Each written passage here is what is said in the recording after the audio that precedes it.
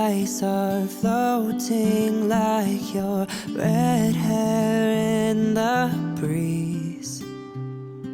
Spring awakening, new love takes me into lilac dreams. Lay beside me, whisper softly your sweet empathy. I kind of really love this topic, even though it's like pursuing greatness can be such a general topic, but I love how Tony Evans puts it. Like this one is, kingdom man is free to pursue greatness. And he says, in fact, if you have shrunk away from your innate desire for significance, you walked into the enemy's trap. And I think that what really... Wait, read that again. If you what? If you have shrunk away from your innate desire for significance, you have walked into the enemy's trap.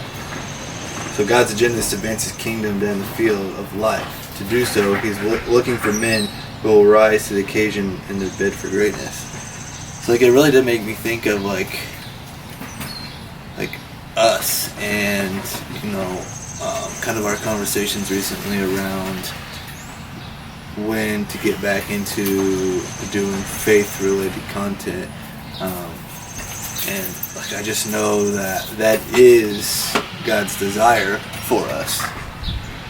Not necessarily speaking on the timing, but that his desire for us to do so and to reach a good amount of people, because he's already proven to us that's part of our story. That's part of what our calling is. Yeah. Is to help people. Well, that's the message of the gospel too. We're called to share our faith in whatever way that looks like. And I think for a while our sharing of faith was sharing just our story and our faithfulness in that. And now that we're kind of his faithfulness has been shown, we're kind of at the point where we still share our story and share God's faithfulness through that, but also get talk about topics. Yeah, I just had a few questions what keeps you from believing you can be great? And I think that still I should be thinking this way or not, probably not, but obviously not. But since I'm not, I find great pleasure and great honor in doing stuff with you and through your business and stuff. It really fulfills me to do stuff like that. But since I'm not, I struggle with finding joy, in my job. That sometimes I don't feel great because I don't enjoy what I'm doing. But I don't focus on the ways I can still be great. Sis has a word for you for what I read this morning. How can you shake free from the enemy's trap and step towards greatness today in Christ? I think just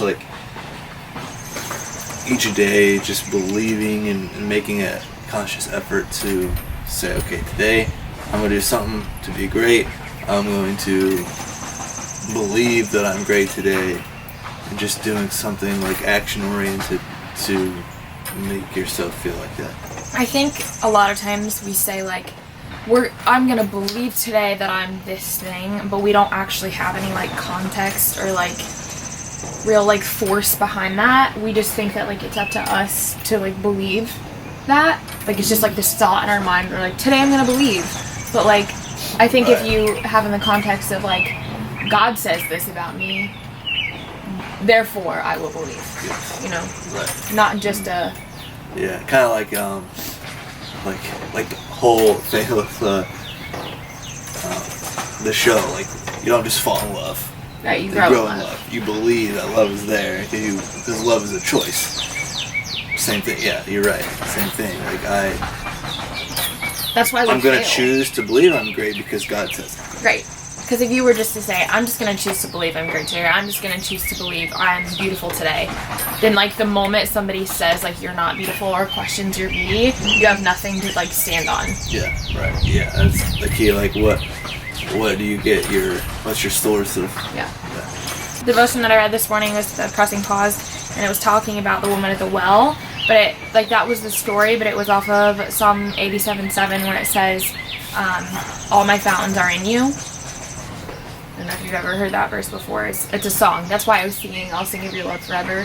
Because it, like, the verses after that, that's the verse, I'll sing of your love and your faithfulness forever. Anyway, it was talking about the living spring and the woman at the well, and how, like, it was talking specifically about marriage and how you can't be a spouse unless you're first a living spring, and you can't be a living spring unless you drink from the living spring. And it was talking about being thirsty and like how often we, not just in marriage, but like in everything, we try to quench our thirst through the world or through something that leaves us not like satisfied. It's like a cold drink of water feels good for a minute, and then you need another cold drink of water. And I wrote that I can't be a godly spouse unless I'm first a living spring. When I'm thirsty, I keep looking to quench the thirst, but what do I keep going back to? What am I drinking from that's causing me to walk away satisfied for a short time? And I think the second question, like, what am I drinking from, is that, like, when it comes to my faith right now, am I drinking from comparison of, like, what another mom is doing? And, like, using that to fuel my desire to get into the Word, instead of just, like, I want to spend time with God. Right, yeah. Or am I drinking from, like, the old me who did all these things? You're drinking comparison To myself. of yourself. So I said, the woman at the well was not only physically thirsty because she wanted to go get water, she was spiritually thirsty. She was trying to find her worth in men. So remember the story where she had, like, been with a whole bunch of other people, and she was on her 6th person that she was with who wasn't even her husband. Yeah. And Jesus called her out and was like, yeah, I know all the men you've been with. So I said, I've done that. I've gotten lost in the belief that what man said about me was true, because the enemy knew my insecurities and he played them. He knew I didn't feel love, so he used the words of people to validate my fear of not being loved. Looking for a quench of thirst in the world is like drinking salt water, but going to the living spring that is Jesus and his word causes us to be filled and overflow.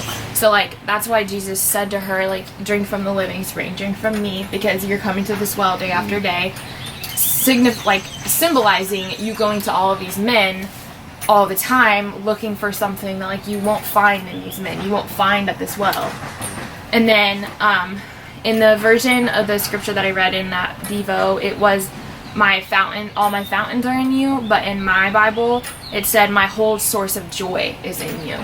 And I was like, that's so good. So I said, what we're all really searching for is joy. We think we want happiness, which is salt water, but we actually crave joy, which is living water.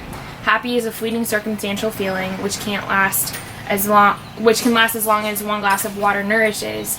Joy is a fruit that is not based on circumstances, but on the Lord and what he already did. When we choose joy, we choose living water. When we choose the world, we choose salt water. And I was just, like, the whole time thinking about, like, Jesus specifically said to her, like, drink from me and you'll never be thirsty again. And, like, why isn't that something that we, every day of our lives, like, live? Like, why isn't that good enough for us? Like, why don't we hear that one time that, like, Jesus is the source of everything that we need, and we, you know, pursue that, instead of, like, one day being like, yes, Jesus is my everything today, and the next day waking up and being like, I don't have enough money, I don't have enough influence, I don't have enough all these things. Yeah. And I can't imagine what he's thinking, like, how often he just wants to be like, I am the living water, and you can't be living water to other people. You can't be a constant flow or an overflow, like, outwardly, unless you are drinking from living water. You have to be able to flow. Well, yeah, you can't drink salt water and then have enough to, like, give to other people. That doesn't cause you to overflow. That causes you to constantly be pouring into yourself instead of someone else. Sis. It's good work. My biggest fear in life is that this bench is gonna just crash down. And I thought you were about to say something else. Like, no, I'm gonna break my butt or something. You don't think so? I think we're pretty far from that weight limit. What's the weight limit? I just feel like these chains are so little. I don't know, but your dad and I sat on it, so you're good. I don't know, I'm a pretty big gal.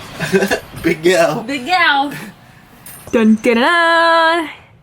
Guys, these are mine. New merch dropped last week, right? I think so. Last week. I'm actually wearing one too. We're twinning because that's the kind of couple that we are. So it says, breathing in your grace, breathing out your praise. And it's a saying that I absolutely love. And this merch is going to be available for as long as I want it to be available. But it only comes in crew necks right now. And it only is coming in white for right now. I've had even, like, just until I launched it, people ask if it can come in a white t-shirt. Which, yes. But I might just see for like a month or two. Like just have these and then see in the future. But if you guys want one, then there is always a link in the description below to get one. The first day that I wore this out in public, I went to the grocery store and I had so many people stop me and say, I love your sweatshirt, I love what it says. And there's a bread guy doing like stocking the bread, you know? Bread guy. Bread guy. And I was walking past him and he stopped me and he goes, hey, I really like your sweatshirt. I really like what that says. That's a good message. And I was like, thank you, I made it. And he was like, you made it? I was like, yeah, it's a merch that like I designed. And he was like, you keep spreading that gospel. And I was like, I will. I will.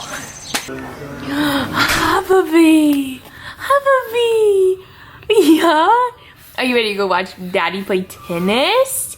Yeah? Look at your baby feet. It's so nice outside today, isn't it? You just want to be outside? You just want to explore? Yeah? Yeah. Okay. Okay. Look at your cheeks. Oh, you slammed something? Hello. Hi. Hi, Winnie. Oh, snoots.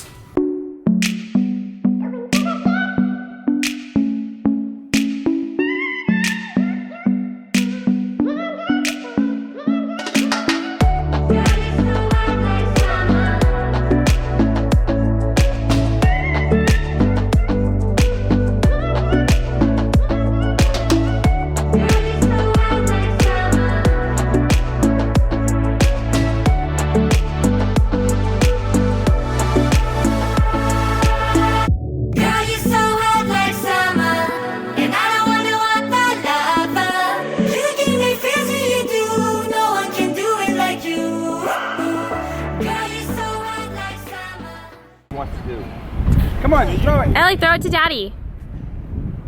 Oh, good job, sis. Ready? Oh. I have a hug. Thank you, sis. Thank you. A racket. What's that? Do you need the racket? Ellie, what is that? What's that called? A racket? Yeah. We've waited months for this. Happy. I'm bouncing, bouncing, bouncing. Whoa. It's so much fun, Bobby. You following me? Huh? You love Daddy so much, huh? Oh, you want to turn this? Look. No? Are you so grateful that Mom put this together for you? Yeah, all for you, Bobby. Hmm? Except you're too little for your feet to touch the floor. Yeah. That's okay. There are many things to look at on this bouncer, and you are not looking at any of them. Do you see her here? Do you see her here? He like sits too far down in it. What do you think? Go bouncy, bouncy, bouncy, bouncy, bouncy. You love to bounce.